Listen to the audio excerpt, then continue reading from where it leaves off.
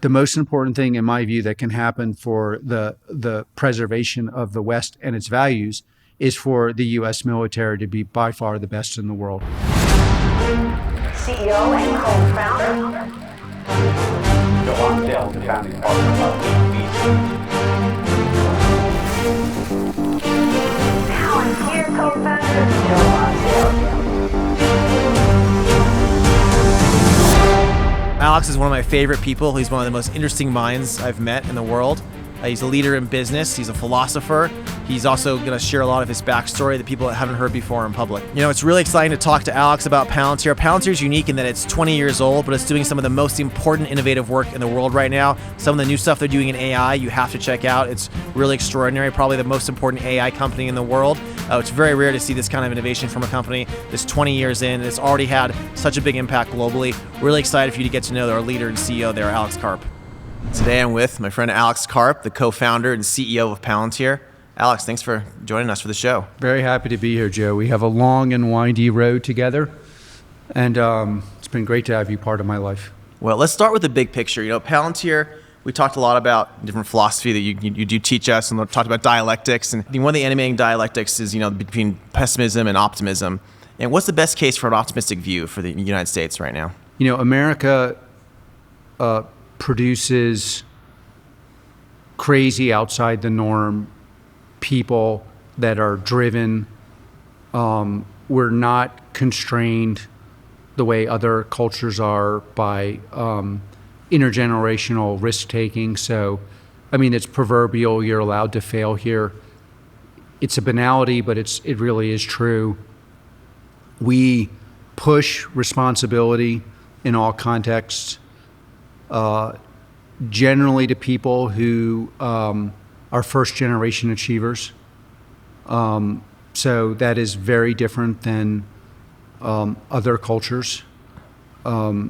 Perhaps there's some good and bad facts around that, but we really do reward outside the traditional, this short version would be outside the box, thinking whatever the box means, more than other cultures.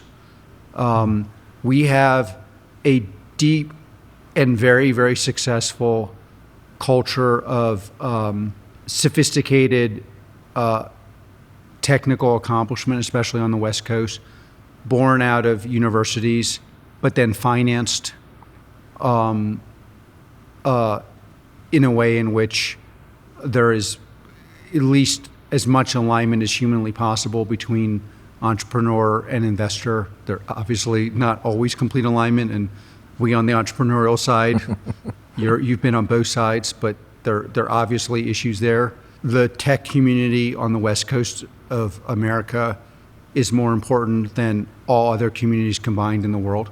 That's kind of rolls off the lips easily, but we forget how important that is. We still are a beacon for the most talented people in the world to come here.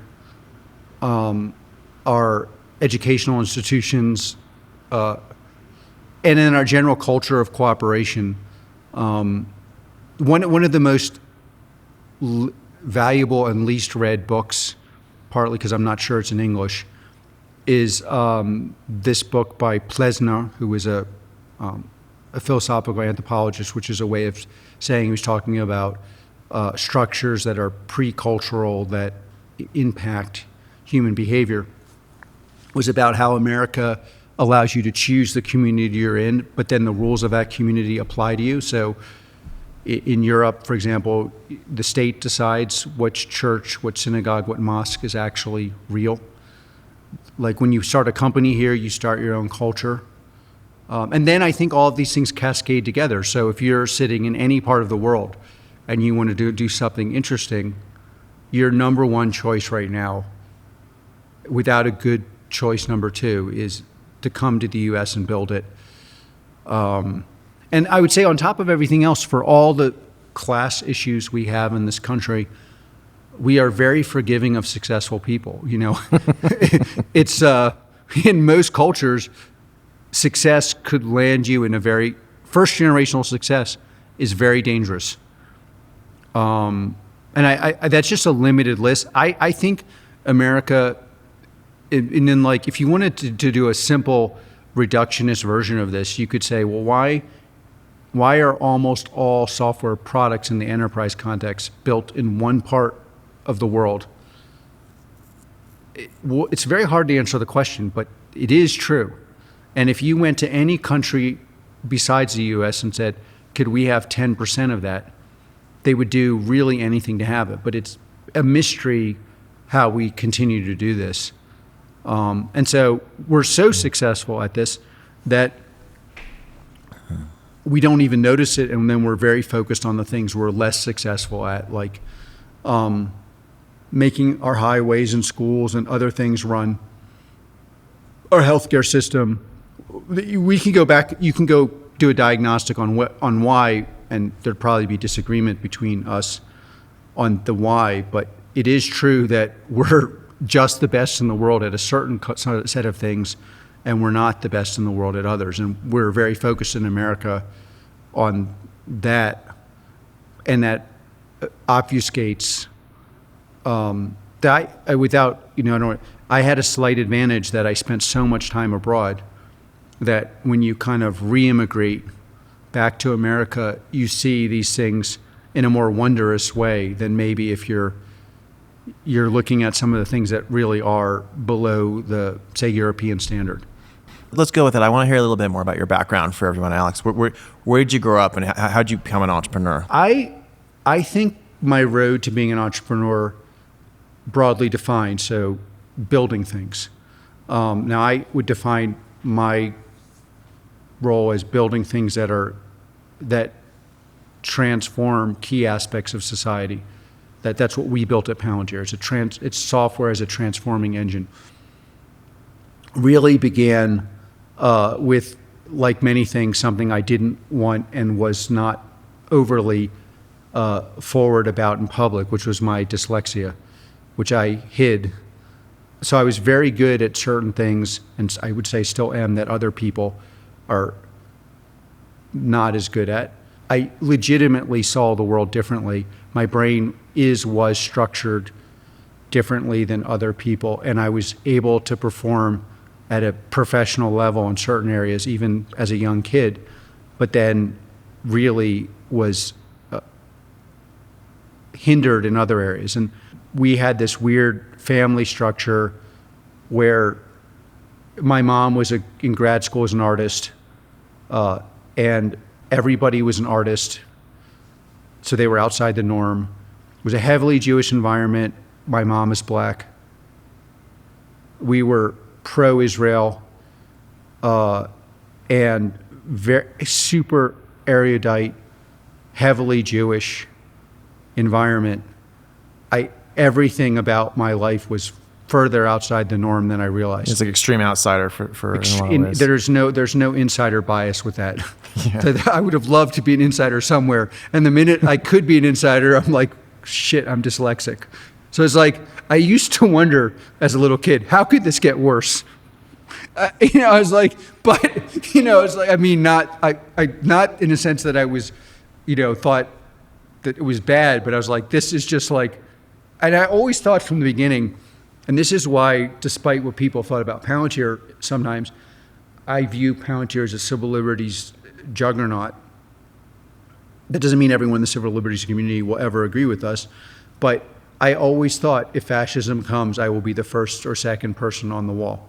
Because you're like the most outside of who they're going to target. There's and this is before I had tendies. So now I was like, no matter what happens, if something goes wrong in society, I'm done for. And America's changed a lot, but it just in every environment I went into.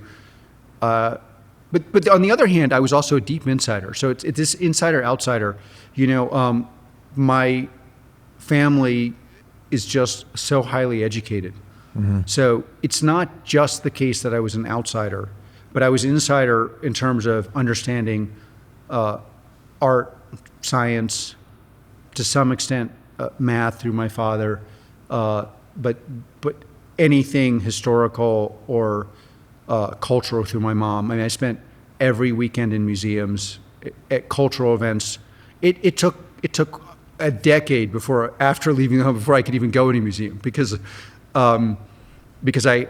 we just had to spend so much time. And so that insider of what I would call the fundamental structures of Western thought and art, which I then later refined in grad school, but while simultaneously not belonging, but at the same time believing, and I believe this still, the only way in which non-belonging people belong is in the context of a Western society that protects the rule of law, that protects the right of free expression, that protects your property rights, that de facto protects unpleasant people.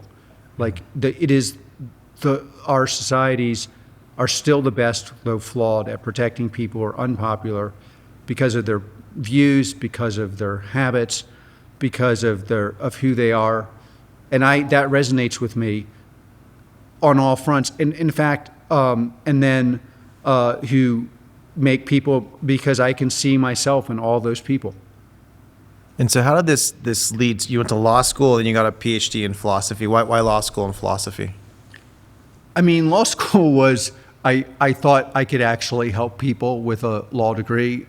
What I discovered quickly is hard to help people if you have no interest in what you're doing. So that was this weird thing where a lot in business, one of my theories is a lot of the best decisions happen for the wrong reasons. Like I had a reason for going to law school. It made no sense.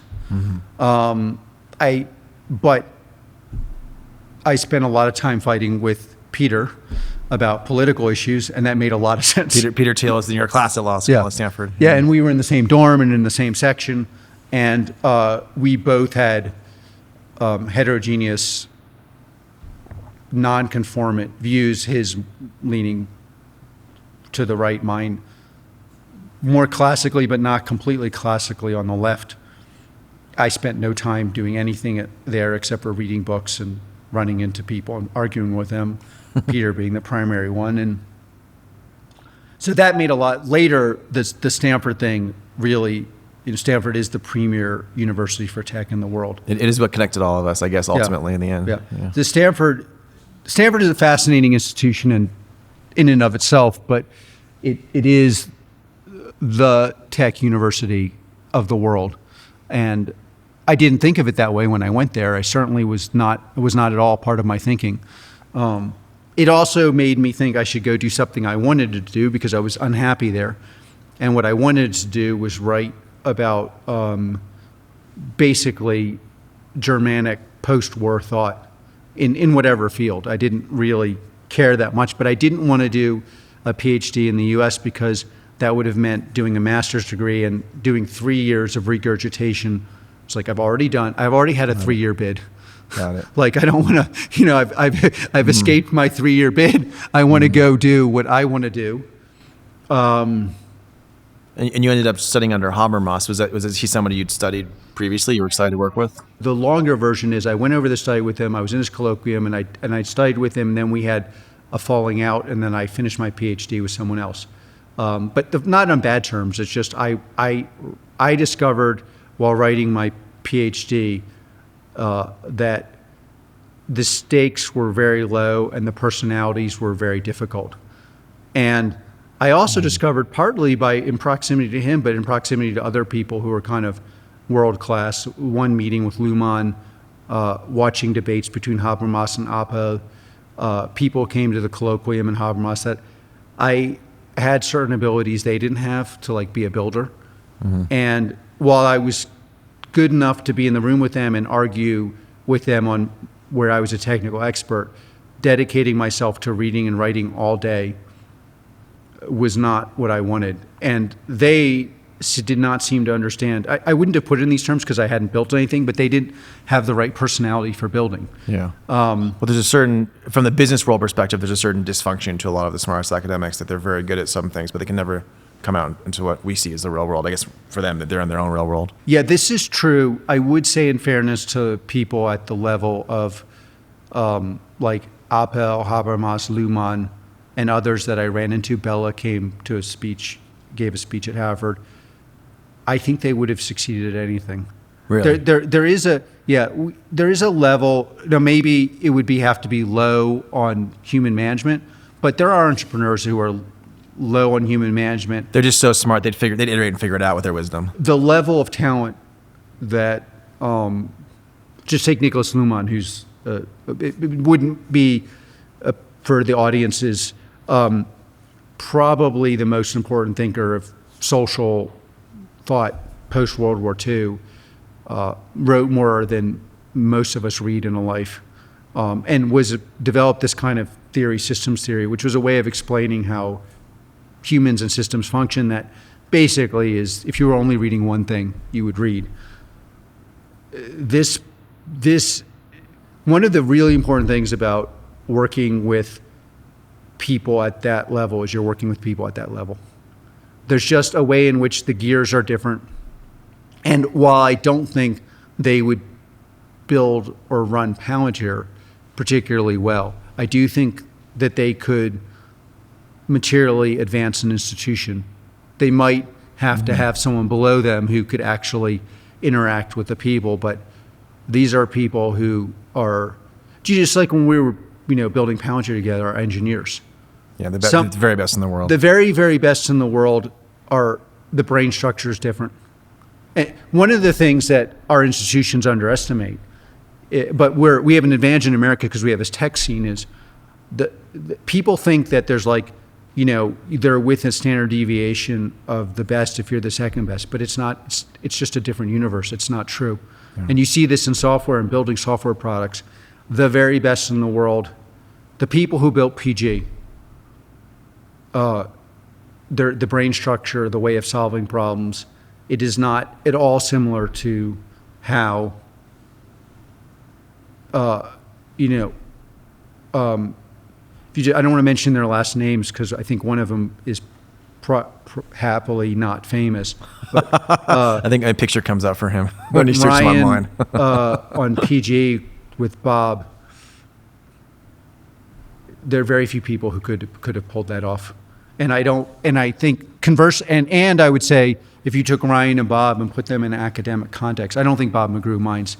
I'll leave Ryan's last name out, but they would do very, very well. Yeah, well, Bob obviously went on to OpenAI to do very important work there. It's an interesting point about talent that I think you framed in a way that was very helpful to think about, that you actually have to be within a couple standard deviations to even appreciate this. And so I think a big problem with a lot of our institutions, for example, around the Pentagon, is if you have people who are only one standard deviation above, they can't even tell a difference between 4 and 5. And they have no idea what's even going on at those levels. So you need people who are good enough to even appreciate that. We have a huge advantage, and let's just take U.S. commercial. This is a really true thing and really not understood, that to appreciate talent, you need to be within standard deviation of that talent. Unless you have some specialized weird, this is where, for whatever reason, I think I have some kind of weird ability where, I have picked some of the best and managed some of the best engineers in the world consistently. Larger institutions struggle in some cases because they think they can't tell the difference between. Well, I think it's almost like those cultures reject these people who are extremely good, right? But again, to your American optimism thing, which I share, and we have a culture that nurtures them, allows them to be managed, provides capital, teaches them. One of the things I think people get wrong is you don't learn to win by failing. You learn to win by working with people who have ups and downs and then win. So there's a deep understanding, whether they work with you at 8VC or they work with others, some of whom I like and some of whom I don't, but you do learn what it means to build business. And in the American commercial context, especially, you have this high turnover. So it's like people really do, the people running these institutions on the tech side, 5 years ago, CIOs didn't buy our product. Now they do. Because there's this plasticity of learning in the US, which is something that I think other countries struggle with. That it is true that identifying the difference between, Bob and Ryan and any very strong normal engineer is something that takes specialized. Quite frankly, I think it's very similar to music. Very few people can hear the blue note. Almost no one can play it. To be what we do in tech is we hear the blue note on the tech talent side, which very few people, it's like you roll 3 crazy people into a room Yeah. and a very talented, normal person will pick the one person who's moderately talented. Whereas if you roll those 3 people into Palantir or to your VC, we'll be like, no, we want that one. And that's great. Then you have to be able to manage that person. That's Also, basically that's like my karma to have to manage these people now after you had to deal with us when we were kids. So that's how we're doing it. well, I have a lot of stories about our times together. Our times together are some of the best of my life.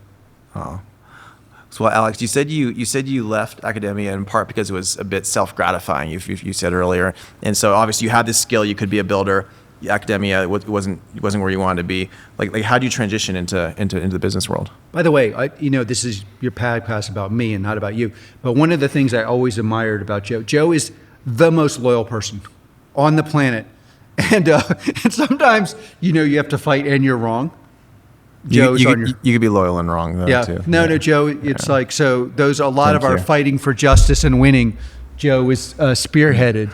Right. And It's been a mistake where I've been too loyal and I've kept people I shouldn't have around in certain positions. It's very hard to get this right. So I appreciate well, that. it's a mistake that we all at Palantir enjoyed you having. And our times getting Palantir off the ground were just crazy magical, dangerous, scary. We almost went out of business a lot of times. And in fact, except for the fact that we were so maniacally focused on getting this thing to work, it would never have worked because no one wanted to invest in us. All the top VCs were like, it's a crazy idea to be interested in data, working with large institutions. We did have a little bit of an attitude that I think you and I shared, which was like the famous, Kid Timus Caesar Vius, which is, why are you afraid? Like you're carrying the people who are going to be successful, right? To the famous boatman with Julius Caesar. There's something like that, which I don't think it was necessarily arrogance. It was just a sense that we had to No, win. we were We're going to win. maybe look. Well, I think we were arrogant, but in some ways we were. In some places we were too arrogant. In some places we weren't That's arrogant fair. enough. That's fair. like if we had gone into the VCs and been like, "Fuck you, we're gonna win," they probably would have given us money. Do you have any favorite stories from some of those VC meetings? Well, I mean, we had so many, but obviously the most Unfortunately, famous. too many. The most famous is we're at like the most famous VC, and like we're in the last round, and they're pretty, and the most important partner just like spent his time doodling. My fantasy of it is he was doodling some erotic little picture that he was, fixated on. But but in non-fairness to that person, I think if we had stood up and walked out, we're like, "Fuck this! You guys are wasting our time."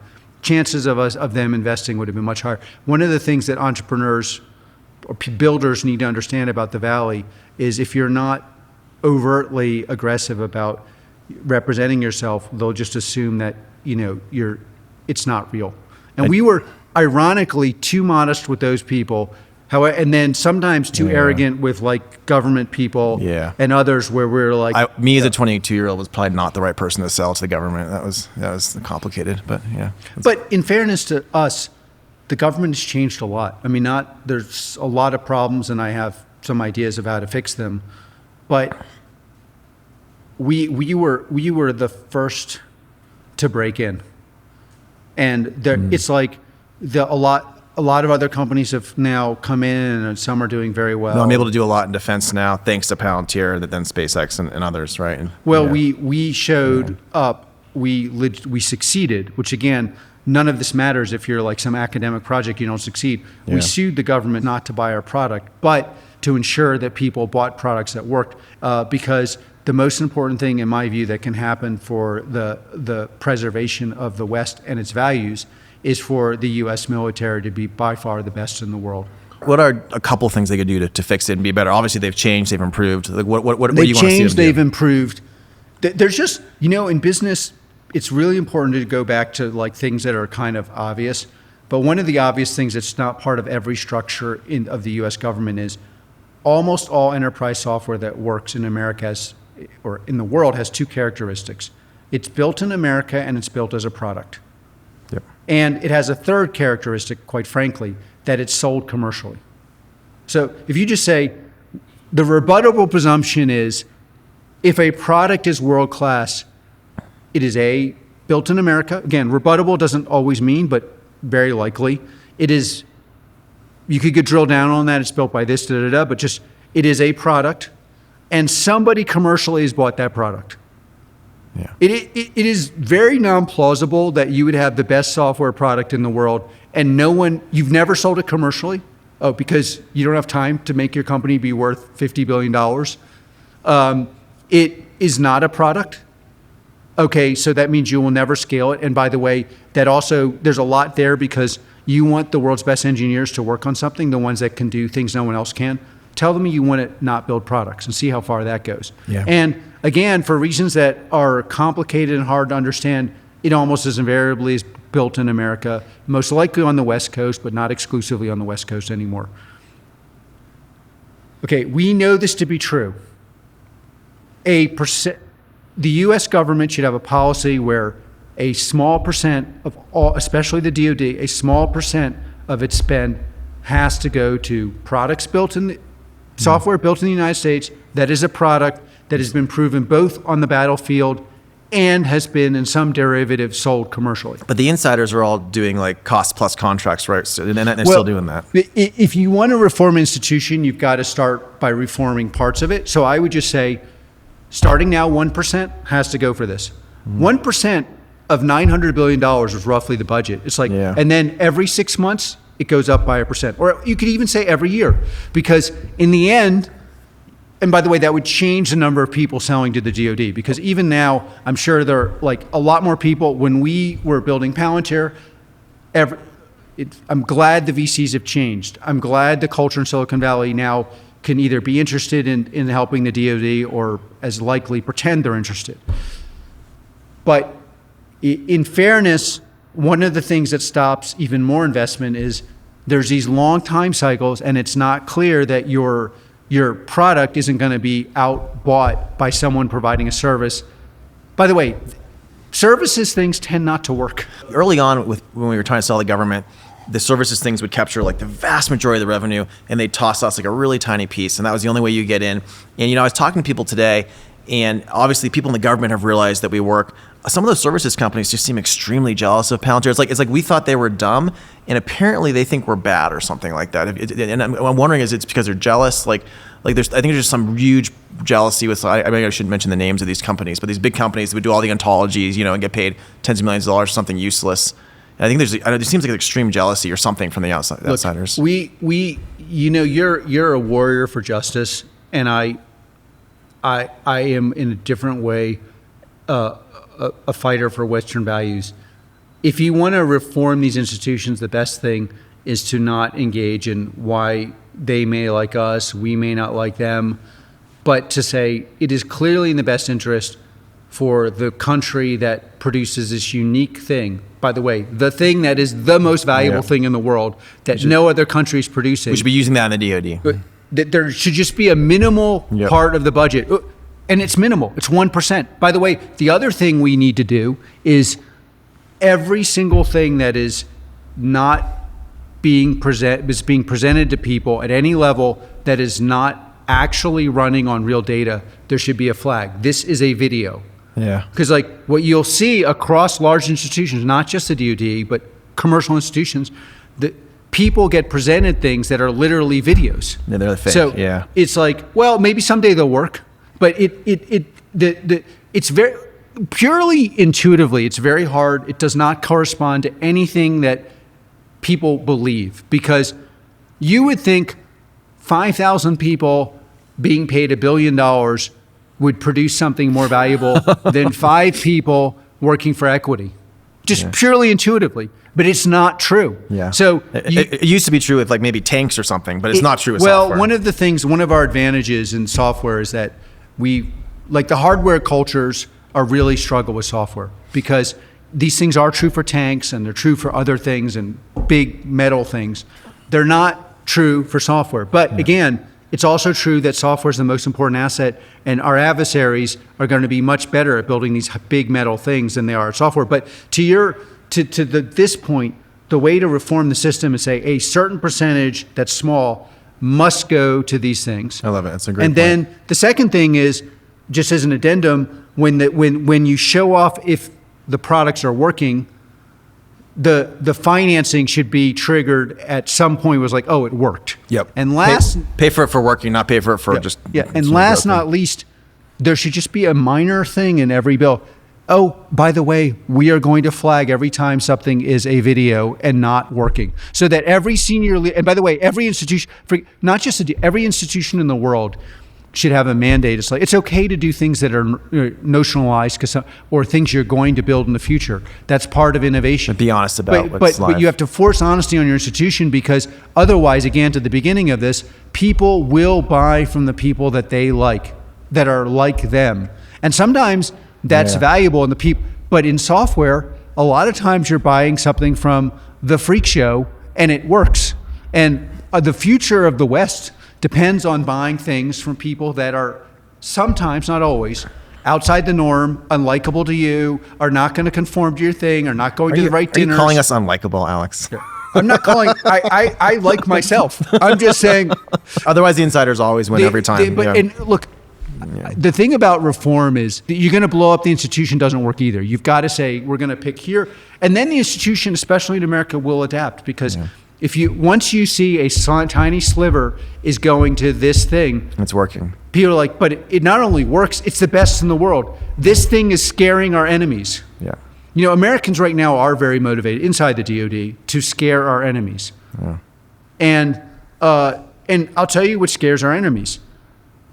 Using software that is actually a product that's almost invariably built here, and that someone on this planet has actually paid for commercially. So speaking of that, and let's move on to AI, because this is obviously tied into this. You said recently, Alex, that some tech leaders are calling for an AI pause because they don't have a product ready. How much of AI right now is innovation in theater? What's real and what's hype? What should we be paying attention to? Well, the big thing that we have to avoid in our country, but this is less of a problem for us than in other countries, is there's just an attempt to dampen AI and its utilization by people who don't have a product. And that is like, this is actually a big deal inside and outside of government. Now, luckily for us in this country, it's a much smaller deal than, say, in Europe, where it's like, there's all these discussions, some of which I very much support, and some of which we can power. Where does the data go? How does it used? Where does it flow? What is in the algorithm? Is the algorithm discriminatory? Mm-hmm. But some of it is, you'd say in German, vorgeschoben, which means kind of just put out there as a theatrical thing, because there aren't really that many. There are some companies providing AI in the form of advanced machine learning or large language models. We have a slight bias here at Palantir. We build a software that will allow you to process large language models, rebuild the output of large language models, turn it into what we call an agent, which is a safe algorithm you can run across your enterprise, and we can interact back and forth with large language models or other forms of AI, so that the algorithm of large model understands your enterprise, but you don't outsource the knowledge of your enterprise to the large language model. So I believe that will be the future, and that these things, implemented correctly, large language models and AI are a crazy advantage over people who don't.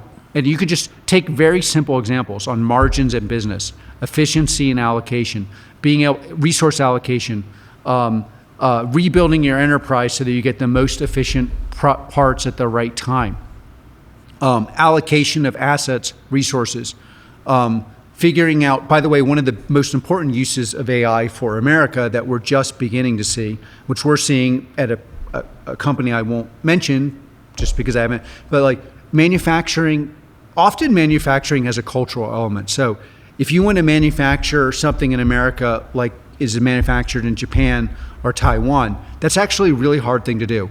But one of the things algorithms and AI will allow you to do is control the instruments, control production, so that you get an American workforce, the advantages of being in the US, and production exactly like you would have in Japan or in Taiwan or other places. And so that is not theater. That is, and by the way, the part that's definitely not theater is you're going to watch the GDP of America compared to the world. This is what I also wanted to ask you about, because it does seem to me like it could affect productivity, right, which is the input to GDP. And in America, productivity in things like healthcare, education even areas if we disagree on politics, we can both agree those are very important to work better for our country. Like productivity is stagnated in those areas for decades. Is AI finally going to break in and maybe help productivity there? Are we going to be able to we fix have a some lot things? of we had no clients we'll leave education.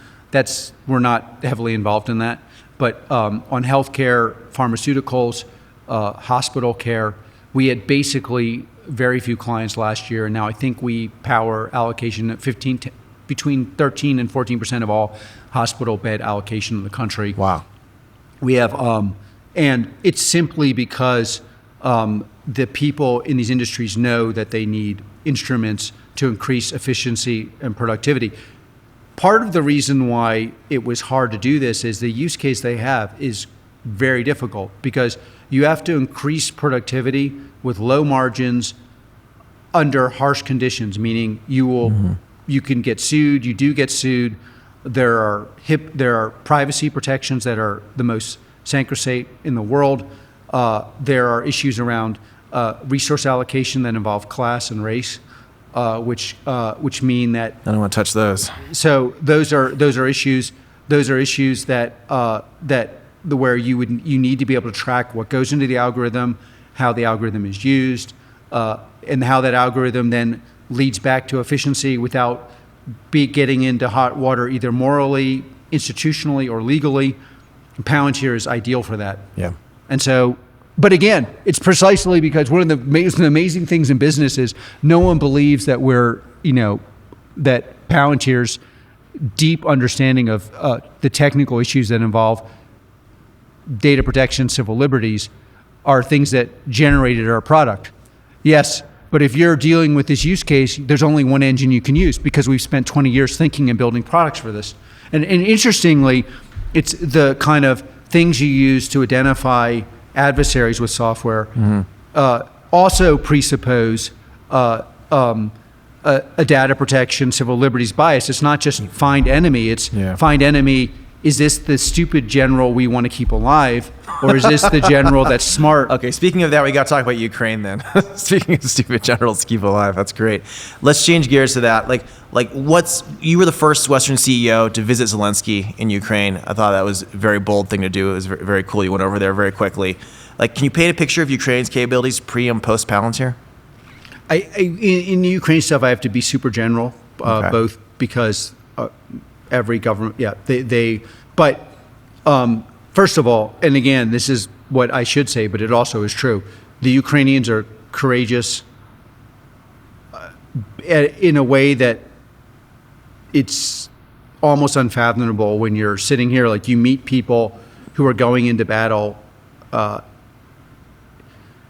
Ukrainian people, and I realize there's a lot of debate in our country, and I welcome debate as like a kind of very much on the side of the First Amendment and kind of all the way up to it being as expansive as it can be. We used to have this debate inside of Palantir, by the way, early on a lot of issues, right? So that's something it was always part of the culture. The right to express yourself, including things that will upset other people, is core to a functioning democracy. Yeah. And the fact that you're being offended shows you're living in a democracy. Yeah. And that's I try to empathize with the other side of that issue. Because I think you have to steel man all these arguments, but in the end, once the rights you give up will be used against you. Yeah. And that's something that, it does place a high burden on people who have to listen to speech that they find offensive. And I engage all the way to the margin and have engaged with people whose speech I find offensive. And I talk to all sorts of people in all sorts of small rooms where, by the way, there's a bobcat behind you. Oh, wow. A really nice. That's a cool bobcat. You guys should get that on film. That's from the national. That is park. Nuts. Alex always lives in the most interesting areas. See how cool wildlife. Look at it! Wow. That is it's like a mini tiger. Wow. That is. Have you seen that here, Lutz? It's here to honor you, Joe. I've never seen it before. It's a good omen for us, Alex. In Ukraine, you went to these people, saw Oh, no. people in small So rooms. they usually, when you go, I've spent 20 years going to important institutions of all kinds, and there is often, but not always, a moment where you're in a small room with someone, and they're like, "Yeah, but the truth is, I don't agree with so and so. I don't believe. I think my leader is beyond or something." Yeah.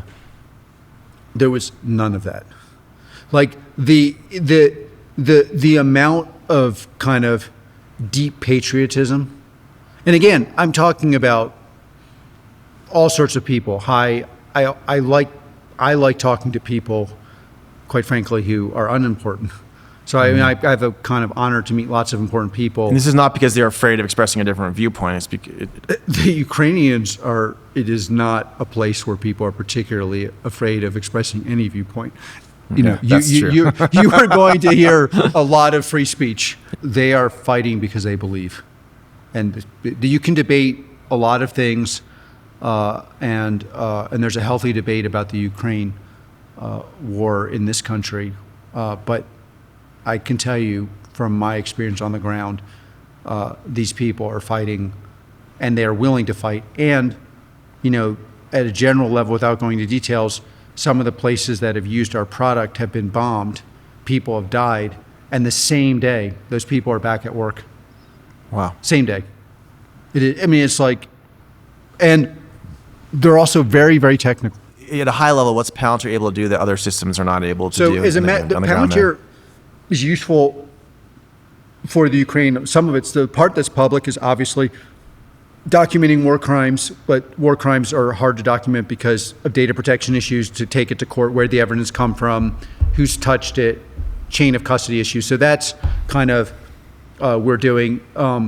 Understanding who's doing what on the other side is a classic use case for PG. So how is the adversary, how as a matter of theory, you can just go through the products. So there's a kind of the civilian prosecution, there's in the PG Foundry Constellation, there's an ability to understand what the adversary is doing kind of with their operatives, who's doing what, how's doing it, with segmented data access, which is crazy important in the war. But it's funny is that people don't understand you need segmented or high data protection because the knowledge that these people have is so valuable, meaning people will die if it gets out, that you have to control who sees what. Gaia, meaning who is it will allow you on the battlefield to be able to see where in real time, what plan out your battle, attack, retreat, understand the adversary. And then the most powerful use of our product currently, and again, of one of our products, is being able to identify an adversary over a large line mass using AI. And that obviously it's been reported has led to a different level of ability to acquire the adversary's position. Yep. And there are so many lessons that we need to learn in this country, and we'll learn. But one of the obvious lessons is we are in a software world. It was the case that this was the ramblings of a couple people 20 years ago that people didn't think should have been in this business, including you and me and our other co-founders and early employees. It's just a banality. And the other thing is our adversaries now are awake. China and Russia realize this. They didn't realize it before. Yeah. And that is going to change where they invest their money. And we'll give them ability to catch up if we're not on top of Yeah, us. well, this was a thesis 20 years ago. Is this would clearly become by far the most important part of the defense world, which it seems to have become now. It's a little scary that they're aware of it too, but it's nice to have a lead for now.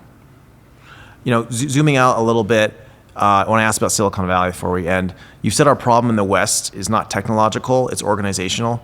And can you expand on that? And is that true of government and technology? How do you think about that? Again, we build these crazy valuable things.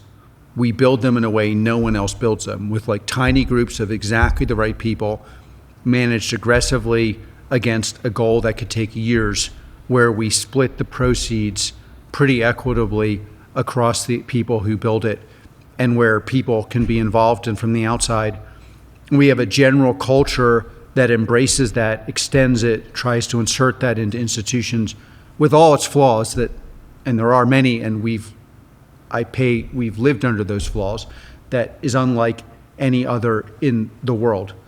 But we obviously could become much more efficient. And then we are also very misaligned on some of these issues. We have a significant number of people in the West who believe if we disarmed, the world would be a better place. This is a belief structure that, in my view, is theological in the sense the assumptions can never be problematized because there's no evidence this is true ever in the history of humanity. But it does conform to the way we would like the world to be. I would like the world to be. It also conforms to a certain derivative of our philosophical and religious systems. It also happens to be completely untrue. Yeah. And so those of us who want to believe that you will get a better world, not a perfect world, but a better world by making Western institutions, especially the United States of America, stronger, especially on the battlefield. We confront an ideological system that will never agree with us. They confront a reality that will never conform to their views. And we as a culture have to navigate that. Now, I do think Russia and China's actions in the last 5 years have made it much harder. And even in Silicon Valley, It's woken up everyone, Yeah. right? They actually all want to do defense with us now. This is very funny because even when I was starting a new defense thing 7-8 years ago, people were like, "You're kind of quirky. I thought you weren't doing that anymore after Palantir. Like, why would you do defense?" And they still didn't get it. But I think now people actually get it a little more. well, one of the ways that our lives have changed is 20 years ago, this was like from Mars freak show. All these views: the West must defend itself. The people producing this thing called software must be aligned with our government.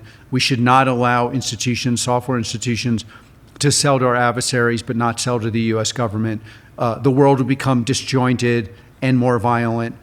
Simultaneously, startups would rise and become a very large in terms of market cap and footprint.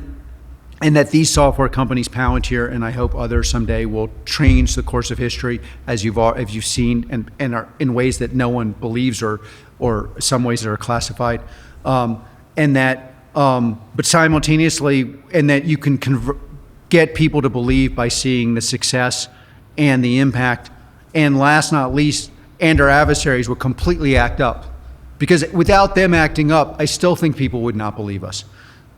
We've come closer to the norm. Yeah. And so like now all these things are like you walk around and people are, I don't think everyone's saying he believes it, but they are beginning, and that's kind of very gratifying. And it's probably good that they've forgotten that they all called us assholes 20 years ago. It was really interesting to live knowing, obviously Palantir had helped stop some really major attacks that were not public, and people just thought we were weird and didn't appreciate it. And so it's interesting you're finally getting some public appreciation, I guess, after maybe not for everything we've done, but for some of the new things. Well, a lot of things we've done can never be publicized, and I do in some ways wish they were more well known, both for Palantirians and because these institutions that I revere, like our military institutions and others, would get even more support if people understood the impact they were having in clandestine services, positive impact. Now, there are reasons they can't talk about these things and probably shouldn't. It has changed from we are like essentially the X-Men in a very deep cave and then being shuffled back into the cave and told, but there's still a lot of that. Like, I always get in trouble for saying the obvious fact that without PG, Europe would be completely different politically. Oh yeah. And this is just a fact. I think U.S. might be as well. We probably shouldn't talk too much about this because you don't see it as big of a problem. But I mean, I think a lot of the battles we're having, there are cultural wars right now over things, might not be the battles we'd be having if there'd been multiple successful attacks, right? I think the culture could have transformed in a very different direction. Yes. America is, there's a lot that has gone into the some of the luxuries we have, including certain dialogues that are clearly luxury product. So, Alex, we started American Optimist to push back against cynicism and pessimism. You've seen a lot of parts of our country. What innovations and breakthroughs make you most excited about the next 20 years? What gives you hope for the next few decades? America is by far the best at enterprise software. You saw this before AI and large language models. I think at this point, it's kind of hard to ignore. We continue to attract and retain the best talent in the world. We have cultural systems for managing that talent and turning that into productive companies like some of the ones you support and finance, and I would say most notably Palantir. I think a lot of the kind of, and then we have, there's a way in which our adversaries who are really focused on hurting us galvanize and bring the best out of America and allow us, in many cases, to look past divisions that are quite obviously less important than us unifying to outmaneuver and be stronger than our adversaries and leave them so scared that they act up less and quiver at the idea that rule of law, free speech, protecting of property, and in general respect of humans is a basic human right. Awesome. Well, I think that's a great note to end it on. Thanks, Alex. Thank you.